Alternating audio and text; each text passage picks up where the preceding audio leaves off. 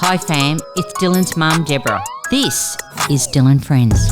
Oh my God, we've killed Michael Jordan's dad. I won the first Brownlow. The problem with that was I wanted it again. Hey Jared, delete the tweet. No, we're not here to break news. This is an exclusive. It's so silly looking back on for me because I remember just feeling like I'm not needed. I couldn't, in my wildest of dreams, imagine that we win the flag at the end of the year. Damo's a lot funnier than people give him credit for. Hugely funny. But Andrew, a little message came across his phone and it was, give Job his Brownlow back.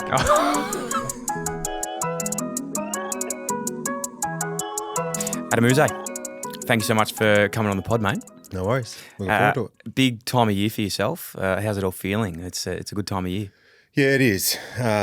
There's obviously that excitement building now, even for opening round. Not being part of it, but the footy's about to start, and the players have had enough of playing against each other and travelling around and having little intra clubs and or scratch matches. So it's a good time of year, and the smell of footy's in the air, which is great. How are you feeling sort of 12 months down the track of being in the position you are? Taking on the role with your list, and I feel like now it's this new resurgence of Richmond, like coming through with the draft. It seems like a whole new sort of place at the moment with some of the turnover it's had in the last sort of 12 to 24 months. Yeah, it is, and to be fair, it feels like it's almost like this is my first season. Like we went through so much last year.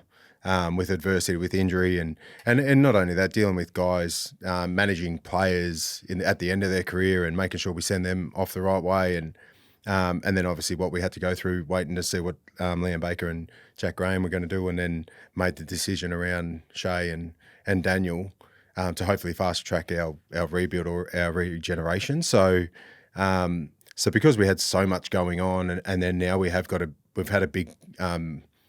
a big shift in our list. So we've gone from a pretty experienced list, and we've lost a lot of experienced players and a lot of games to a really exciting young list right now. So I feel like me being a young coach, it's sort of blends nicely. So we can sort of grow together.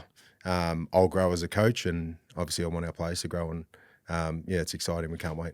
How was that, I suppose, off season? And when did going into last year's off season, did you sort of think that it was going to turn over as much as it did?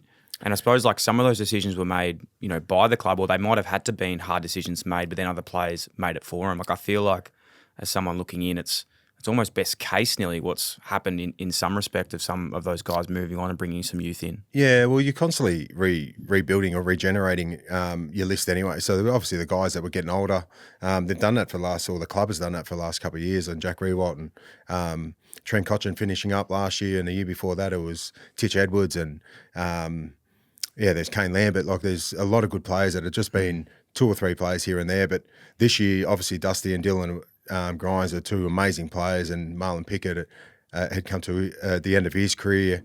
But then you've got, like, you're talking guys that are in a prime. So Liam Baker's in a prime of his career, and Shay and Daniel. The nature of the beast with the free agency right now is you don't have a say. And you obviously want to create an environment that your players want to stay, but whether it's a pool to go home and stuff like that. So we obviously knew what Liam's decision was, not what it was going to be, but you could sense the longer it was going to take, he's obviously got the pool of getting home. So then once we know that, and once we kind of got a sense of that, Shay and Daniel's situation is so different. Like when you've got a contracted player, and there's players right now, there's innuendo about players going back home and things like that, but if they're contracted, they're your player. So we always had the power.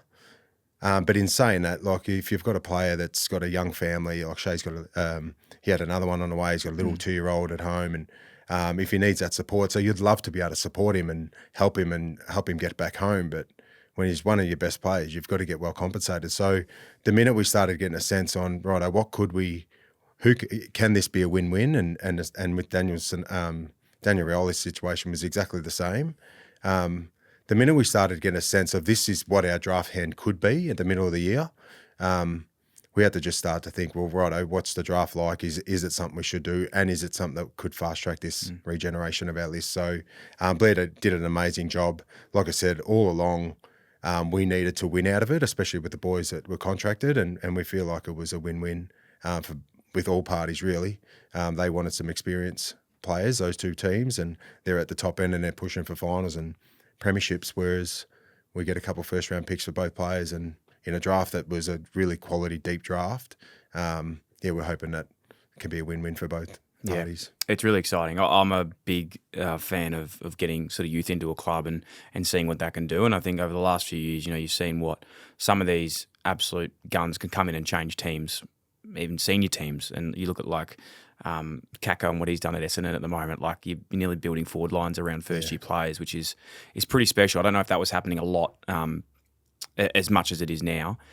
Question like around, and I'd love to understand this around Richmond. Obviously, you got the Dimmer sort of dynasty with the three flags and that sort of generation of players, and now those players are either retired or a lot of them have moved on to other clubs.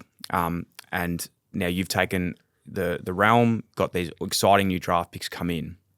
How do you be proud of the culture of what was a premiership sort of team that won those three flags was great, but then also turn a new leaf and go, well, now this is our time to do that as well. Like, how do you change that?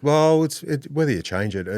There was a bit written about even just the slogans and a trademark that the team had.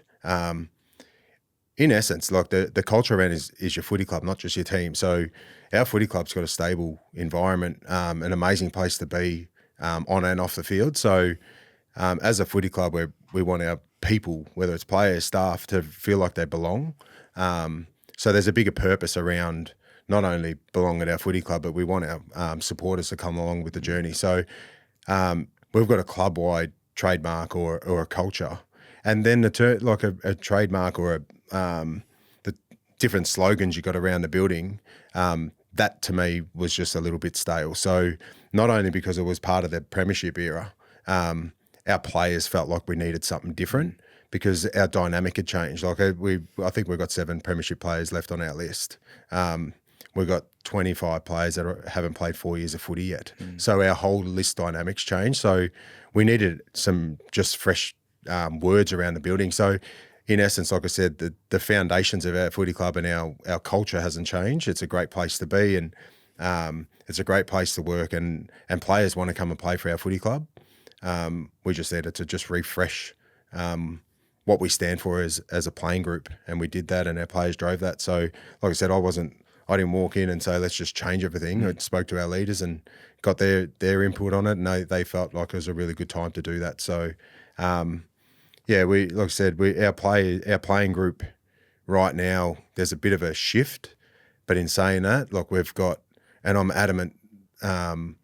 How important Dion Prester and Tom Lynch, like our older players, Nick Vlosten, obviously our captain. Other teams are searching for those guys. Like Kangaroos have gone and got premiership players to come and add to their list right now because they've got a younger list. They're searching for someone to come in and help. And Luke Parker and Jack Darling, they're doing that.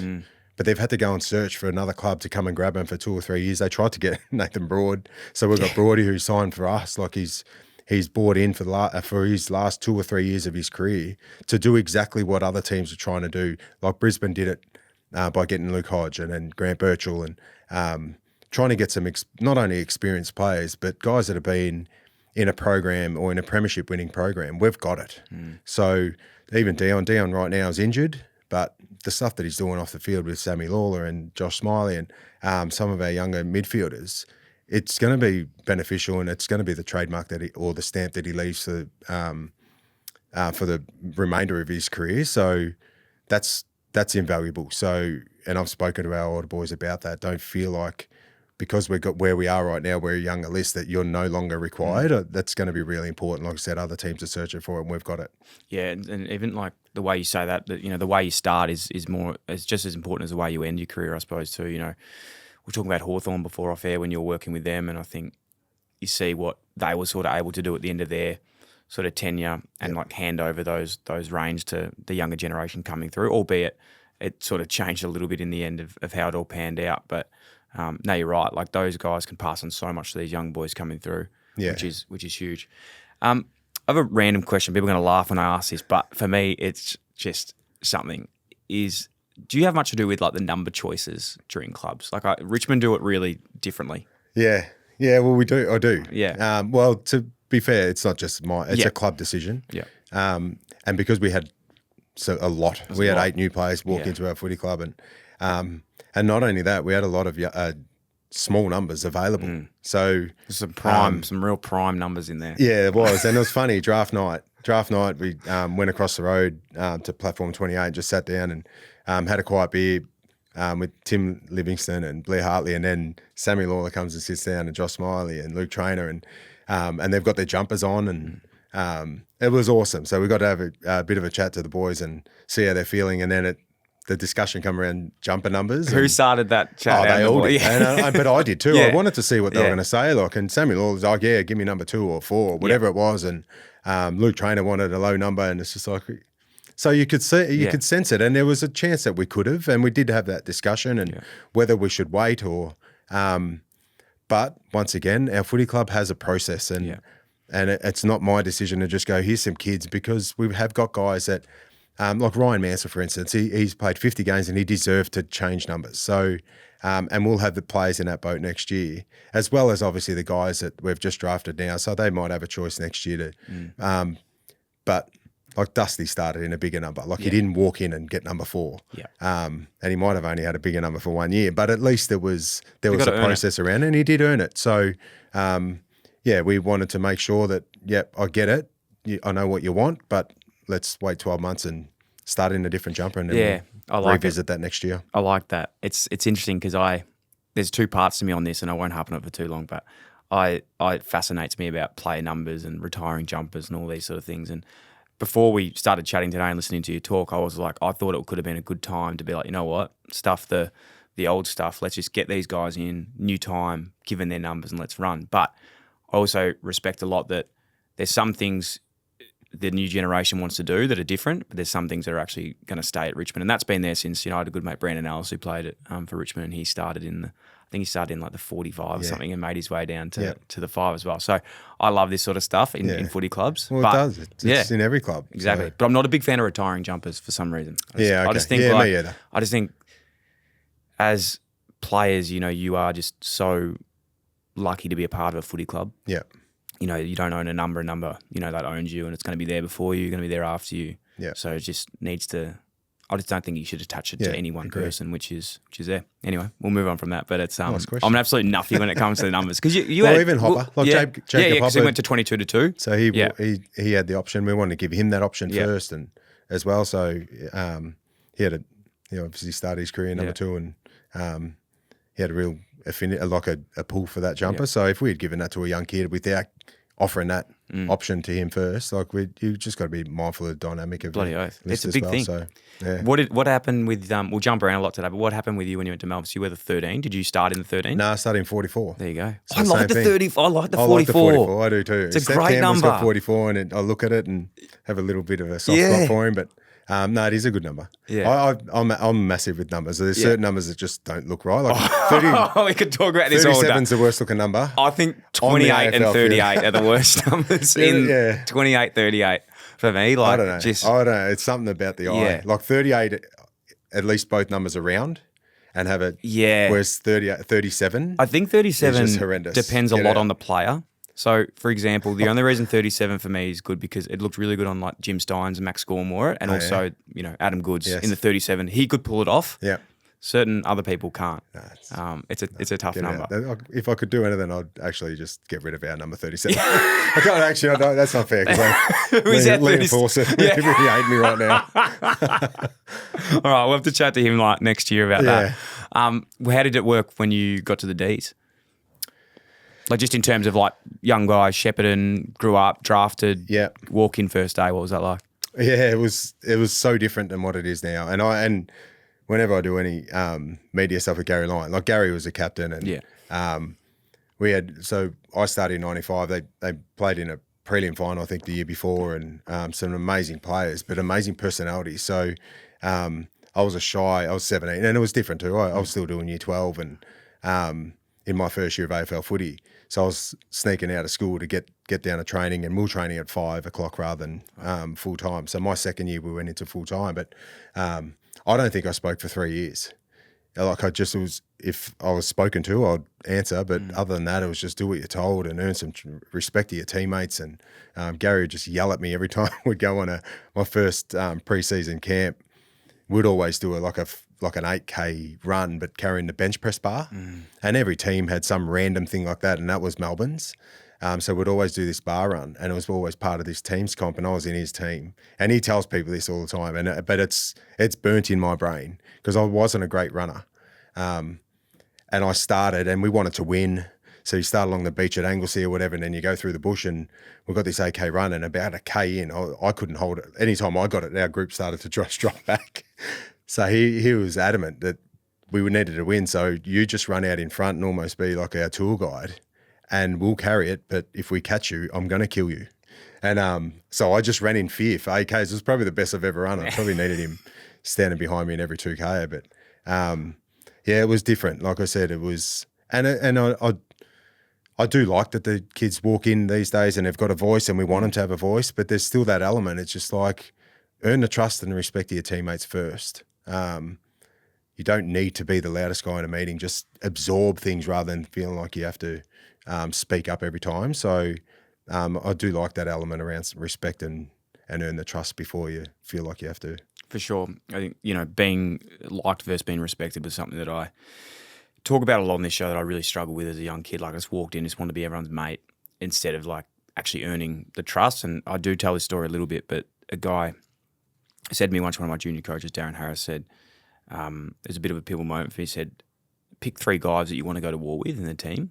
And the exercise sort of brought out the fact that the 3 guys that I picked weren't necessarily my friends. They were the guys that I could trust, on the field. That maybe I didn't have great relationships with, but I respected them. Yeah. And then the kicker was, he asked me who would take me.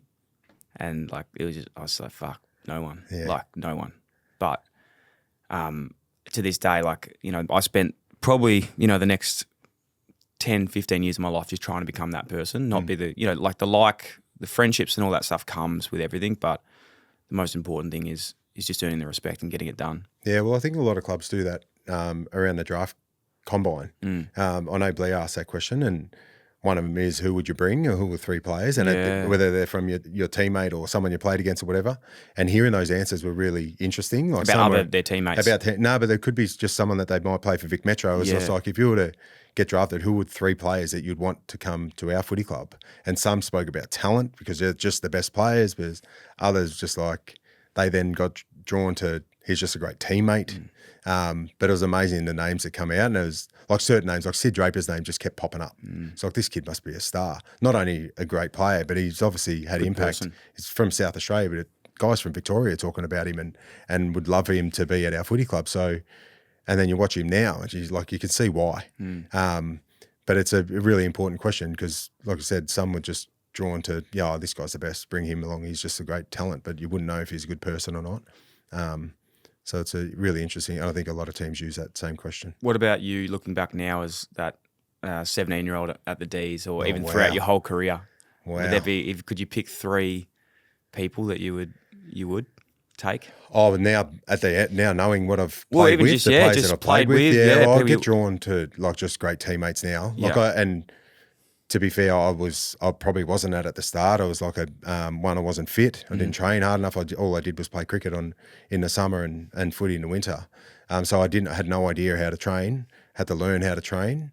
But then just earning the trust and respect. Like, I thought doing some flashy things on the field, and when I first started my career, that would earn the respect, but it wasn't. It was like, that was great, and you had some talent, but you had to actually work hard and do stuff for your teammates and have a selfless nature to you, the way that you played. So, and I look at that, and I look at some of the players that I played with. Like David Neitz was one of our best players, but the reason why he was a great captain, you just wanted to play for him. He'd do anything off the field for you. The minute he crossed that white line, he was a cuddly bear off the field, but then on the field, he just turned into this maniac. And it's just like, no wonder why he got captain at a young age and captain for so long. But I get drawn to that now, and I sort of preach that to our players right now. I get it, you've got some talent, but make sure you tick the box of what being a great teammate looks like game day, because that's who you're sitting with. When you talk about number, like who you sit next to, like Todd. I sat next to Todd Viney, and it was just like, I wanted to play like Todd. Like he was a maniac. It's just like, if I could play half as well as him, or just have half of the courage that he had, Just like it just rubs off on you. Or if I did something wrong and I'm sitting next to taking my boots off after a game, I'm just like, I've just let this guy down. He goes out to he tries to die for the team. And if I don't, I've got to then sit next to him and obviously talk to him post game. But yeah, I do get drawn to that, being a good teammate. When, like hearing you sort of talk now, I don't know if this is true or not, but like as a 17-year-old, 18-year-old coming through to then looking now as a senior coach of Richmond, do you think that kid had that in him? Like, do you think that was ever a dream and you thought that was possible? To play? Well, not to play, to coach. Did you think you were going to be a coach? Not at all. Yeah. Yeah, not at all. It was funny. I really enjoyed helping. Like as a player, I was a vice captain, whatever it was, and even playing other sports. I could play a round of golf with friends, and even giving them tips and seeing that little tip then pay off, and seeing them hit a bird, whatever it is. The joy I got from that was always there. But I just wasn't like, even when I was a vice captain, I wasn't out there. Like I didn't like doing a lot of media, didn't like the spotlight. I loved playing the game. So I thought that side of it, I'd rather be behind the scenes than just be a development coach or head of development. And so I knew that I loved the process around helping others and getting the best out of people. And I did love the technical and tactical side of things. Like Neil Danaher would always, he'd have an open door policy, not only for your personal stuff, but on a Thursday he'd bring me in, we'd talk about the game, who we're playing, this is what we're thinking, this is the makeup of our team, this is their strengths, almost like an Oppo presentation really, and we'd sit down together. And I really enjoyed that. But like I said, it was there, but I just felt like I wouldn't be able to be that guy out in front. But then it just grew on me. Coaching at the Hawks, like I said, I started as a development coach, and then once I became a line coach, and then it was Clarko got crook. Clarko had Guillain-Barré for 6 weeks, had to go out of our program. I was a development coach. He then, because he had to step out, Brendan Bolton took over, and I sat in Bolt's seat. So then game day sat up in the coach's box, and then just started to see the game. I was just like, I think maybe I can do this. And even those 6 weeks then presenting and doing a different presentation, like Clarko was very, very good at giving you the floor, whether you're a part-time goal kicking coach or a line coach. So he was always pushing you and making sure that he gave you the exposure to get out in front of the group. So I was doing that, but just not at that level. So as a line coach for those 6 weeks, it was just like sink or swim. And it was the best thing for me. To go forward, the awesome part of your journey that I've heard was around, like, when you finished footy, what did you do straight away? Did you go straight into coaching? Or no, I didn't. Yeah. So I had a part-time, I part-owned a traffic management business. Yep. And then because I finished pretty early, like I was turning 31. So I left Melbourne when they were going through that rebuild, and so I still had a little bit of footy left in me. So I went and played a season at Box Hill. So I was assistant coach, as well as like I was a playing assistant coach, and Brendan Bolton was coach. And the link to Hawthorn was really good. So Chris Fagan was the head of footy, got me that opportunity. I could spend a day a week with the Hawthorn coaches while I was playing at Box Hill, which was awesome. So I got a little bit of exposure there. But then for 2 years, I went and played local footy. So I went down to Shep. Had an older brother, younger brother. Got an opportunity to go down and play footy with them. So did that for 2 years, and was amazing. I had Russell Robinson come down and kicked 150 goals on one of those seasons. Nathan Brown, one of my best mates, come. So we'd travel up on a weekend and play and stay there for the function, and it was unreal. Like, you just enjoy the game. Yeah. Like, it's a footy club. Like, they're a netball club and a footy club, and post-game functions. It was just great fun. And obviously my mum and dad were in Shep, and my younger brother, and I've got a lot of family. I've got a massive family. So being able to get down and it's not that I didn't enjoy my career, but it's just a different enjoyment. Like, you just get out there and run around, and just the scrutiny around it isn't as high, and just go around trying to get 35 touch and kick 5 every week. You were Bears or United, man? I started at Shep United. Yeah. I got drafted, but I got drafted when I was 17, so I only played a handful of games there. Went to the Bears? No, I went to Shep Swans. So, wow. I had a cousin. 3 teams? Yeah, there's 3. So 2 share the one ground, and then Princess Park, there's Shep Swans. So there you go. Played a season with them, and then I played with Blake Campbell. So Brad Campbell I played cricket with as a kid. Yeah. He was coach of Marupna, so I played one season with Swans, and then we moved over Marupna. Did a bit of coaching there. One thing I always remember about Shepparton, I used to go there with my dad. I don't know where we're going, but we just always stop off at the big SPC factory with the canned fruit. Yeah, it's still there. They're still there? Yeah, it's Oh, still send there. my love if you go back. The point being earlier around when you got the opportunity with Hawthorn, you were goal kicking coach, and it was like from our research was goal kicking coach, but you had like 4 hours a week with the team, but you just wanted to make sure you locked in for those 4 hours. And I think in a 12 months time of that goal kicking, you improved the team by 9% on their goal kicking, went to like the best rated goal kicking in the comp. Yeah, well, I was lucky. Like I said, Fags helped me when I first finished by getting the role at Box Hill, and then I stepped out of AFL footy for 2 years, and I was actually going to probably stay out for another 12 months, but I had a good chat to Fags. Had a good discussion around that before I committed to another season of playing, and he was pretty adamant that if you're out for too long, it might be it's hard to get back in. So then, like I said, I'll always be indebted to Clarko and Fags. They created a role for me. It was part-time development, and then I think in 2012 they lost the prelim final, but their whole final series, their accuracy killed them. So they had this void in their program, and back then there was no soft cap. You could bring in as many coaches as you want.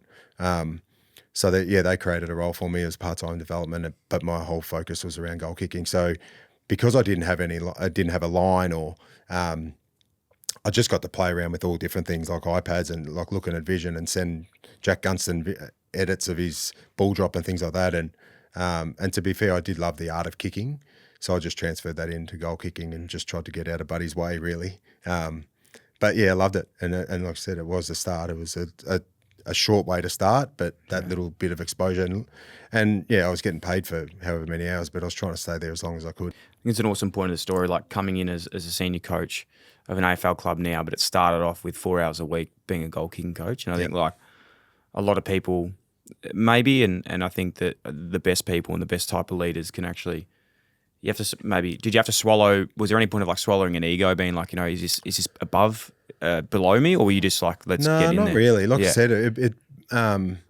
because once again, I was doing those 4 hours a week or whatever it was. And even when it come to working out, and I've created like a presentation for this is going to be the program. This is on a Tuesday, we're doing this. And so I'm thinking I'm just designing this presentation, give it to the forward line coach and he'll present it, and I just run it out on the oval.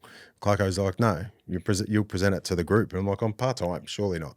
And he's like, no, yeah, you go. That's awesome. So it was awesome. So you probably would feel like you were a bit above it if all you were doing was just standing outside and helping them with their ball drop. But because you felt like you were part of the program, the players wouldn't know that I was part-time, if that made sense. So it's pretty incredible, isn't it, just in the whole AFL, I suppose, and the connections are just, everyone's connected in some form, like, Fags now, Brisbane, Clarko North, all the coaches, it's widely reported around, the Hawthorn and how there's so many senior coaches come out of that, like yourself and Simpson and Ratton, like all those guys. Like how crazy is the connection in footy? Well, it's funny where that all starts. Like Chris Fagan was my line coach at Melbourne. Wow. And then he obviously then moved over to the Hawks, and then we always had that connection.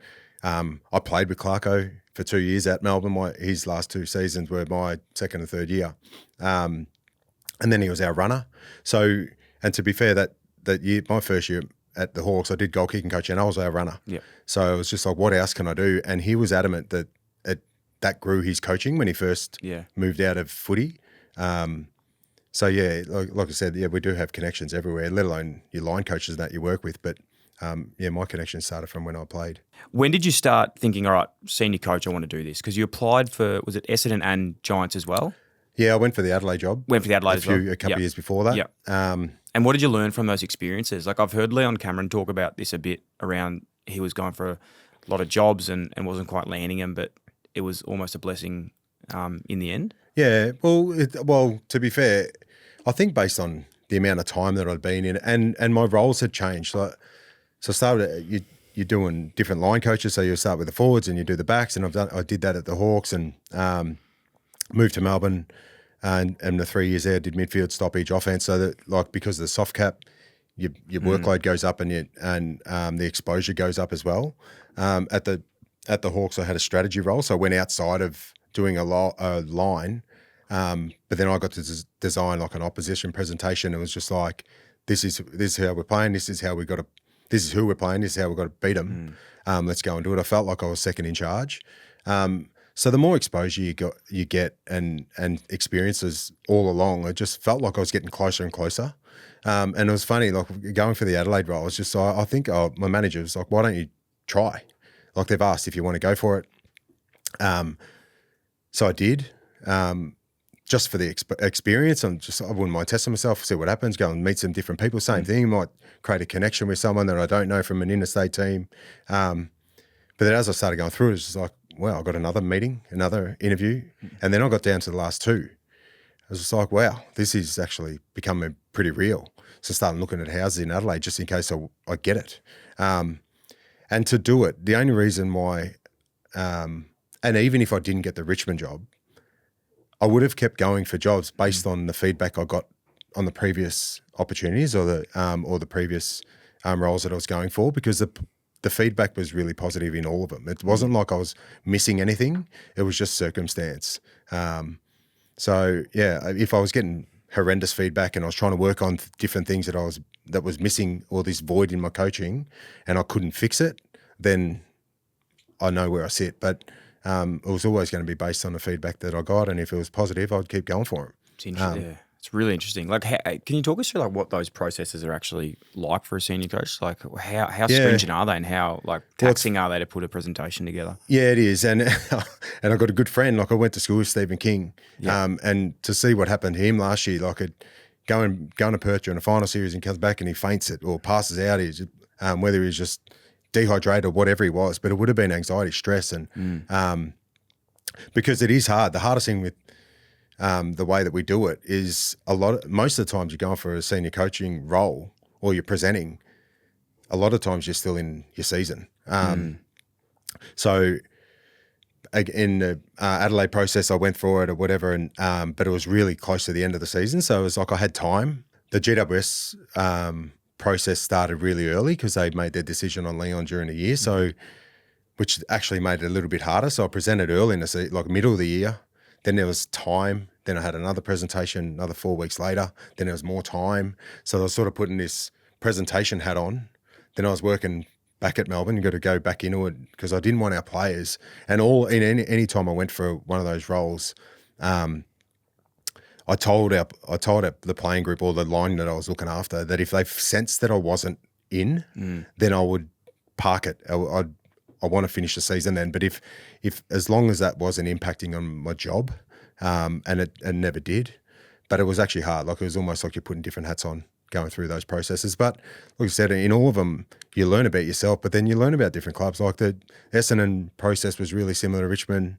Was the Adelaide and the GWS process was really similar. Like it was smaller group. They didn't have a big selection committee. They had the same three guys that I was presenting to each time, but there was a different flavour every time, and they threw in different scenarios. But they're all different in their own way, but they test you in the same way, if that makes sense. Incredible insight. Really appreciate because I think it would be so interesting for not only myself but a lot of listeners out there to see how stringent these processes are. Like been at clubs and coaches have been let go and they're hiring for new people, and just like the buzz around how hard they are to obviously land, but then to deal with a lot of the stakeholders in football clubs are pretty hectic as well. And I suppose that's something that you would find yourself in now. You said earlier around how you loved the coaching side early days, but probably didn't want to be the front of a football club. And I don't want to sort of tell you this, but you probably landed at the biggest footy club in No, I know that. I was talking to someone about that the other day, and I actually told our players this after the Noah Bolter incident. Yeah. Because I sensed that right now. Like I played a lot of footy. I played AFL footy, and I played obviously for the Melbourne Footy Club, and I walked through Chatty as a player. And you would, as a player, and you're on TV and whatever, and you do get recognised. I do it now as a coach of Richmond, and I feel like there's many more people looking at me. Yeah. And it creates anxiety, and I'm thinking I'll wear a hat, and maybe I'd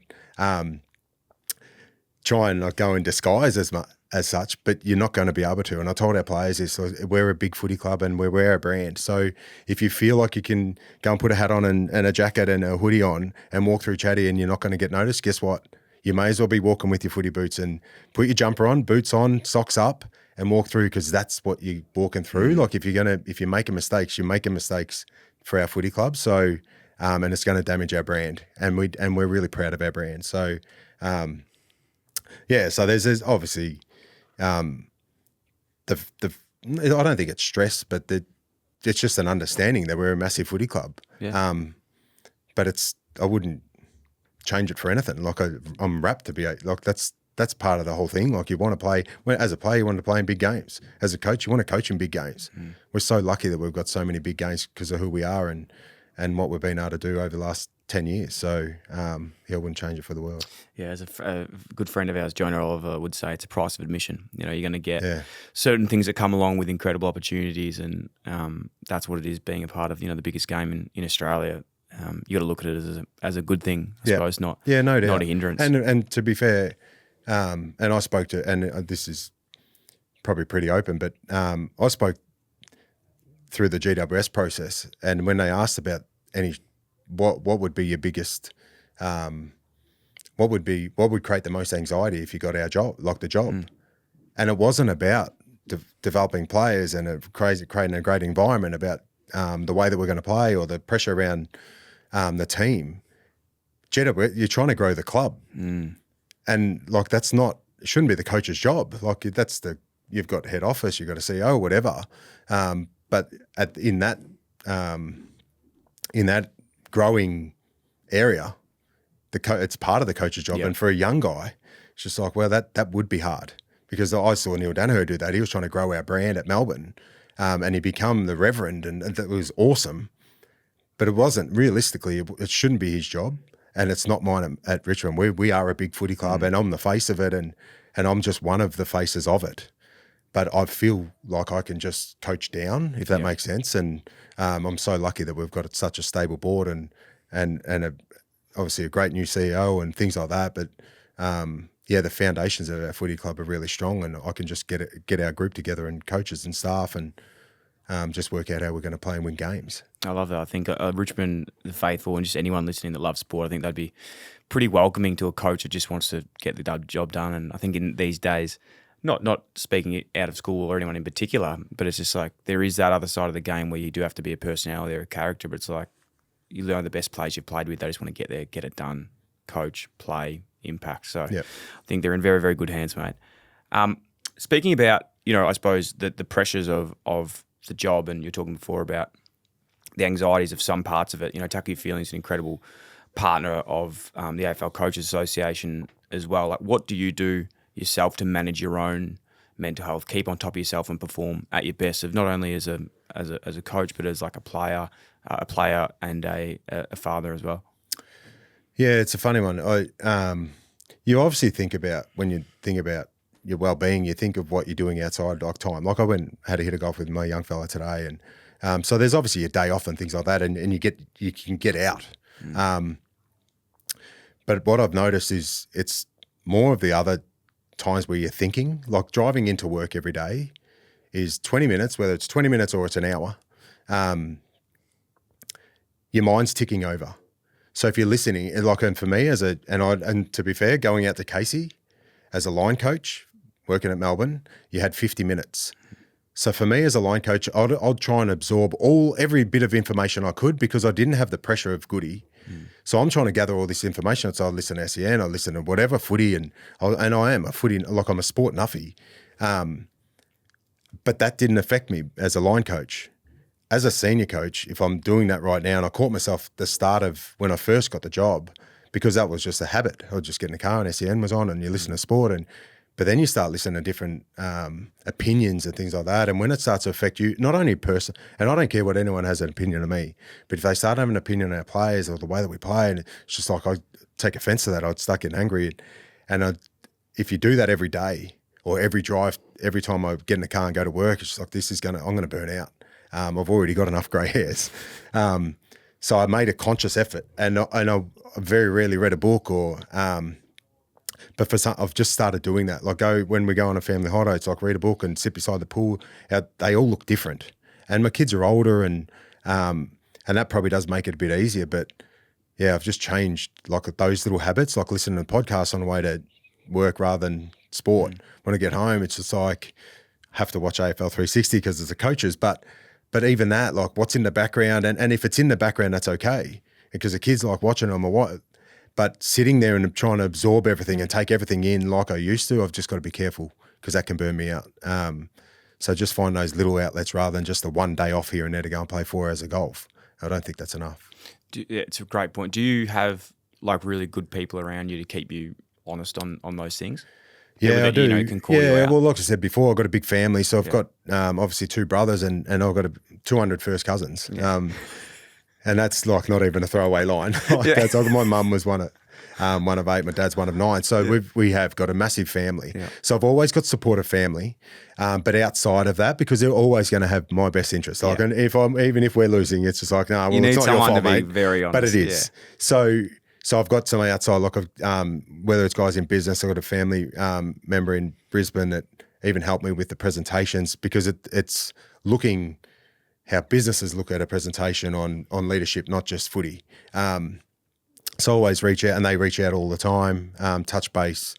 They kind of just keep me level-headed. So I've got a couple of different mentors. And to be fair, like I said, like Clarko has been terrific. And if I rang him today, we'd be able to chat for 2 hours. And Brett Ratton's the same. Simo reached out the other day. I had a really close relationship with Simo when he was coaching. He understands what we're going through right now, which is awesome. So I'll be able to touch base with him throughout the season as well. So, having those mentors or just guys that you can lean on and ask for advice is invaluable.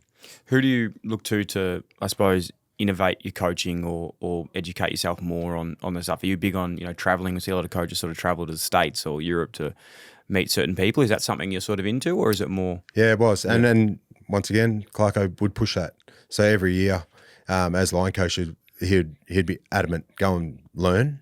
And he's a lifetime learner. And so we had the opportunity as line coaches to go and I do. I've thrived on it. Like I love doing that. Like as a line coach, and I think you can get stuck in. And I've spoken to our line coaches about this. You can kind of get drawn into just traveling overseas and doing tours and looking at facilities and not really knowing what you're going to come back with.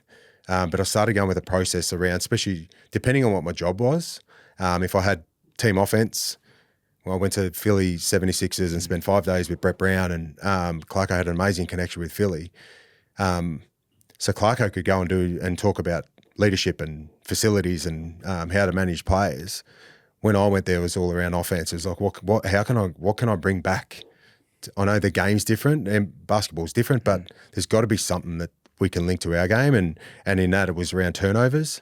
They're constant on turnovers, and just the terminology around first 3 steps on turnover, things like that. It's just like, wow, this would be awesome. Can I then link some NBA vision to the way that we play, a turnover in our back half compared to a rebound in basketball? Can I link this? Because our boys love it. Like they love the NFL. They love just something different. And if game plans don't change that much, they might adjust subtly each year, but you've just got to be able to change the way you present it. So I did that as a line coach, and then this year, or the last 2 years, I've been able to travel. So I've got a good relationship with a guy from McLaren Racing. We do an online leadership course. 2 of the guys, Michael Checker, coaches a rugby union team in Leicester.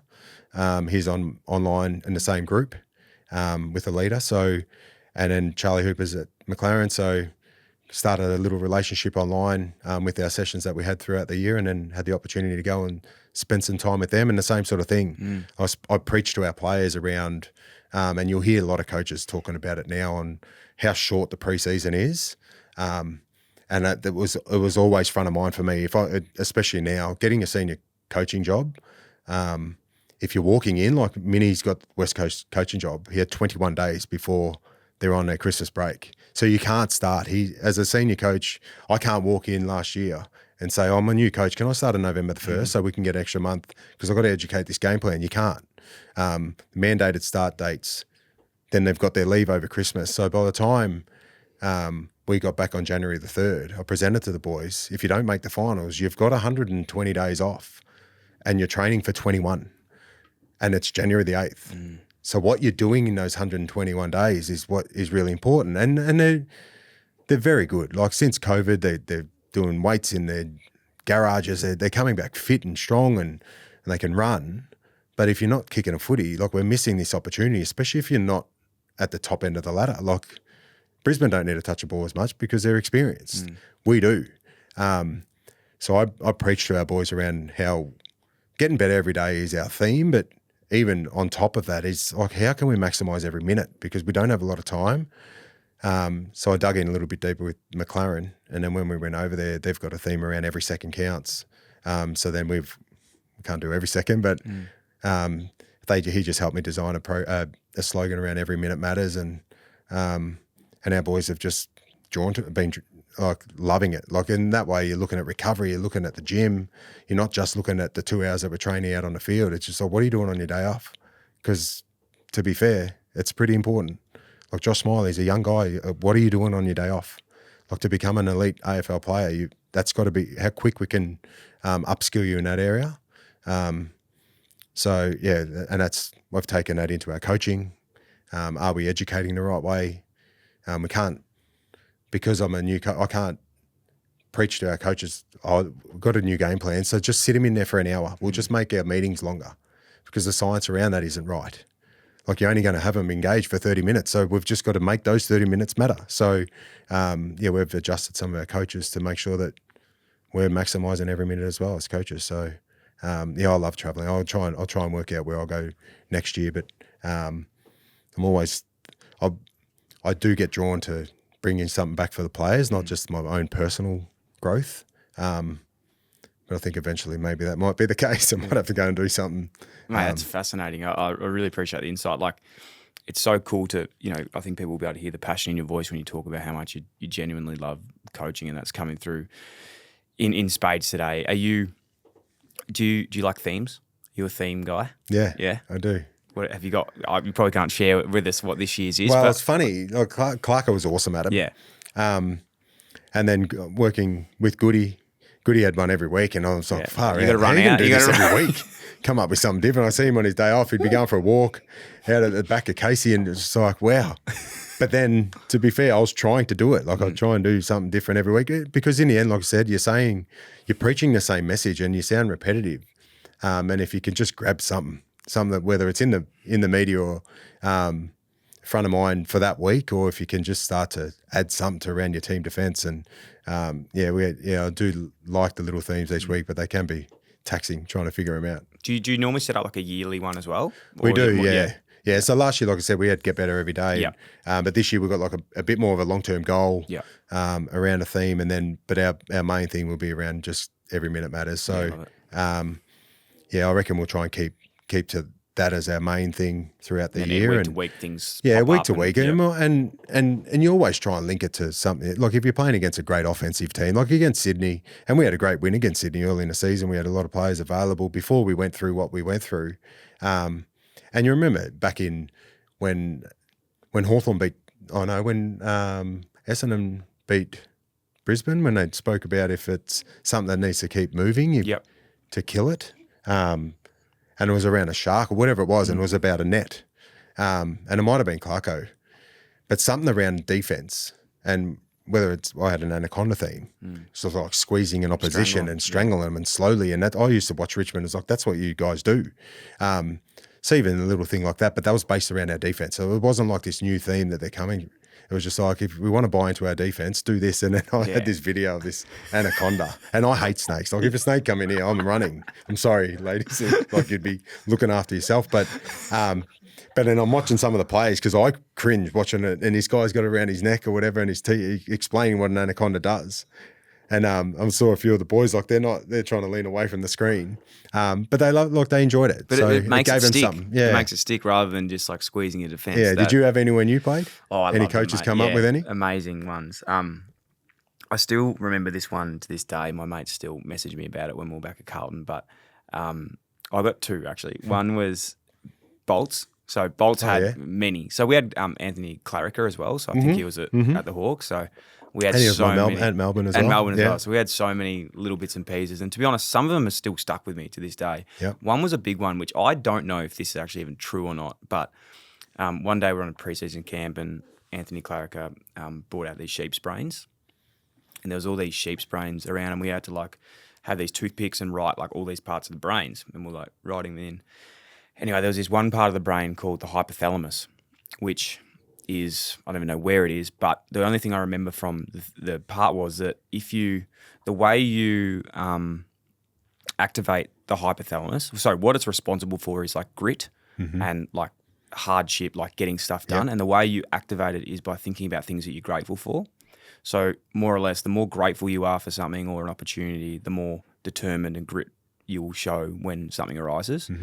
And that was like, this was early, like gratitude's a word that we use, everywhere these days. It's nearly quite overdone, but that was like the early days of what that was. And that's like definitely changed like my perspective on so many things. So again, I've actually asked the scientists like if that's true and they don't know, but it's worked for me. So I think it is. And it was actually even around like they spoke about rookies, like because, and you would know this being a player and even a coach, like, you get those rookies in that are so, like, they just got there, they've done it the hard way all the time. They end up playing 300 games because they're just so fucking grit. Like, they just have this, like, something in them. So, like, their hypothalamus is activated. Oh, wow. That was a part. Wow. And then the other one was around, bamboo. Yeah, so this was Bolter's one. Wow. It didn't quite work. But, the message was good, but at Carlton it didn't quite work. Yeah, okay. It was around, like, planting bamboo and the fact that, like, you plant bamboo and it takes a long time to see a sprout. Okay. But you just got to keep watering it. Yeah, and when it grows, they grow like 100 meters in a day or something like that. So yeah. That is a hard one. I reckon I said green shoots the other day to our boys. Green shoots, yeah. Well, because it is like when you've got young kids, I get what he's talking about. Yeah. You got to constantly water it, and you can when you're talking about growth. Like if you search things around growth, it's all around like trees and. But it's funny around themes like rats. I love rats. Yeah. And when I'd sit in a couple of line meetings at the Hawks, and he'd always, as a line coach, he'd come up with some sort of theme around it, something about defense or even if it meant something around a team. But he would find some random video on YouTube, and it'll be some guy trying to get onto this busy intersection in Thailand, and just gets hit by a motorbike. And it's like, I think he died. You can't show a video that these guys just died. And he's like, what's the theme, boys? And they're like, I don't know. Like about trying to work out where it fits in a game plan. He's like, awareness. You got to have awareness. And I get it. Yeah. And even though that the video didn't actually match, but the boys would remember it. Like if I asked the Hawks players on a couple of Ratzers, I reckon they'd know what the theme was and why, even though it was wrong. And it was hilarious. I'd be giggling in the background going, come on, mate. But it sticks. He had one where it was an alligator in Thailand, same sort of thing. This guy's putting his head in his alligator's head with his cigarette or whatever. And then it bites his arm and goes into this roll and it rips his arm off pretty much. And the boy's like, oh my God, this is horrendous. This is horrendous. And then says to him at the end, what's the theme? Why am I showing you that? And they're trying to work out what is it something to do with the turning and rolling, or should we tackle more, whatever. It's like, don't poke the bear. Yeah. It's sort of just get a photo, get a video of a bear. Yeah. Not an alligator. But everyone, it'd be that. Everyone be in tears, and then he would present, and then it worked. Don't poke the bear. We're coming. I love it. Yeah. Absolutely fantastic. Mate, we've got these beautiful To Be Frank cards. Carly, she's an absolute weapon with the Coaches Association. These are conversation starters. So do you have these? Do you have similar things at Tigers? Got like a toolbox. Yeah. Just at the front of our meeting room, and we'll just randomly grab them. Like Shane McCurry loves this stuff. Yeah. So give us we spoke to Coxie actually last week, Dean Cox, and I said, give us the easiest player to talk to and the hardest player to talk to. Yeah, who gives you plenty and who's just doesn't give anything? Oh, the easiest would be Jaden Short because he just loves talking. He doesn't. He said the same thing. He said Justin and Luke McInerney. Trainer. Like he can't help himself but speak. Yeah. The hardest. We've got a couple, and some of our young players, and it takes time. Yeah, of course. You look at their face, like Jacob Bauer. Yeah. When I first started, I would always have a half an hour meeting, minimum half an hour. Rather than I can't go and train and tell you how hard you need to train until I know who you are. So penciled in 45 meetings, and every coach goes through it, and you have a little one-on-one, and it's just like, don't talk to me about footy. How do you want to be coached? Who's a junior coach that you enjoyed? Why? How? Do you need to be prodded? You need to be pushed, cuddled, whatever. But then give me something about yourself. Have you been through some adversity? I'll show them my little story, and my door's always open. If you feel like you need to come in and say something because today's a shit day, just come and tell us, because then otherwise the coaches are going to judge you. If you come walking around the footy club, or you go out in the ground and you're a bit angry, or you're not yourself, if you don't tell anyone, they're going to start looking at you going, he's arrogance. What's wrong with this guy? So that communication needed to be open. And Bowser come in, and the first time I'm looking at him, and 20 minutes in, I'm like, come on, are you getting this? Are we right? Can you smile? And he'd laugh. Yeah. And then you smile, I'm that. Yeah. Bring that guy out. I want to see that a bit more, because I don't know what you're thinking right now. And we do. And whether they're shy, whether they're nervous, they're anxious when they first come in, you want to be able to break that barrier. And they're the hardest ones. Like if you feel like, and we still do, like I said, some of our line coaches, we had a meeting the other day to just a bit of a welfare checkup on all they come in, and we expect them to know a fair bit about each player and if anything's going on. And you hear some of the boys, like some of the other, it's just like, I'm still trying to I still haven't got it yet. Still trying to work that relationship. It's not that strong yet. Trying to understand who he is. So that takes time. 100%. Yeah. Well, you can use these cards for the next one. First question. What was your first paying job? It was a trolley collector at Coles in Shep. Yeah. Not at the SBC. No. So I was, well, no, that's not fair. Trolley collector / filling the shelves. So I was after footy training or after cricket training. So it started at 7 and finished at 10. What is a goal you currently have, and how are you taking steps toward that goal?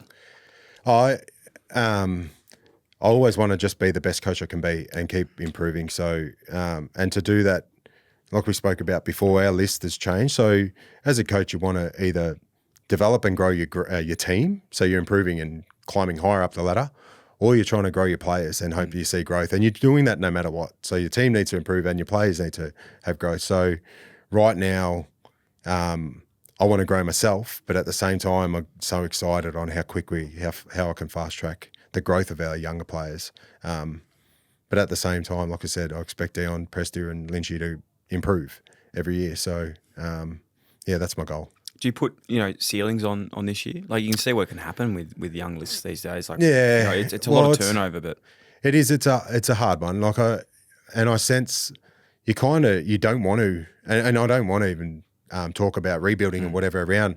I want Dion and Lynchy to feel like there's some blue sky, and they've been there and done it. They've won premierships, but Tim Taranto and Jacob Hopper, they need to see hope.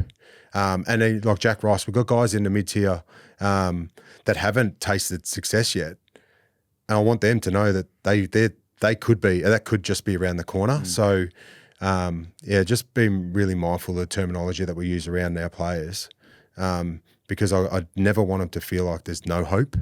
What that looks like this year could be a bit different. We've still got the guys coming back for knees. They're not available for the middle of the year. So, and we've got some talent that are still off the park through injury. So when we get everyone available, which might be the middle part of the year, there'll be no excuses on being really competitive every week. So, I don't like putting a ceiling on it. Love it. And last one, do you believe in karma? I do. Yeah, I do. And it's funny, even on the footy field, we talk about that, and you would have heard it with Bolton. And I think being a good teammate, good things follow. So even being in the right position at a stoppage, and you might feel like you need to go over there to go and win the ball, but your job is to hold balance. The ball sometimes, or a lot of times, just finds you. And I feel like that's footy karma.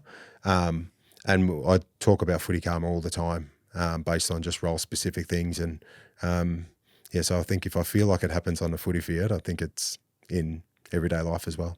Love it, mate. It's been an absolutely incredible chat. I've really, really enjoyed it. To finish up, because I know you've been incredibly generous with your time, what's the HUUUGE getting to off the field? Are you into any books? Are you into TV shows? Are you podcasting? What else is All the above. Yeah? Yeah, like I Give said. us a couple of suggestions that were...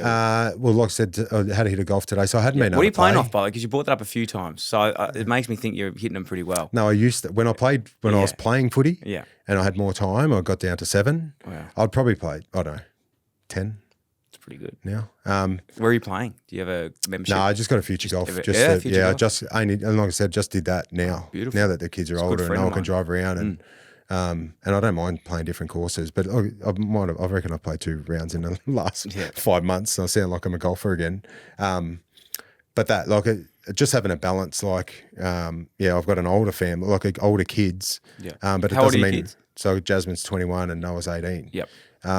So it doesn't mean we don't spend time together. So there's obviously family time and having a really good balance around that. Things that I do on my day off, but then different podcasts and books. Whether it's I'm more of a podcast person in season, and then when I've got more time, I wouldn't mind. What are you listening to? In the off season? Bit of Mel Robbins at the moment. Yep. Yeah. Yep. Simon Sinek. I went through all of his. I just got drawn to him. It's all the different self-help and leadership stuff. That's awesome. Yeah. It was unbelievable. Yeah. Thank you so much for your time today, mate. Worries. Best of luck for 2025 season. And really, really pumped to meet you. I think I'd never actually crossed paths before in the footy world, and incredibly impressed with, not that you're looking for my impressment, but incredibly, I might buy a fucking Richmond membership after Yes, today. well, you I'm pretty should. excited, mate. You're just around the corner. Exactly. You're local. Yeah. So, mate, unreal. Thanks so Thank you. much. No really worries. appreciate it. Anytime.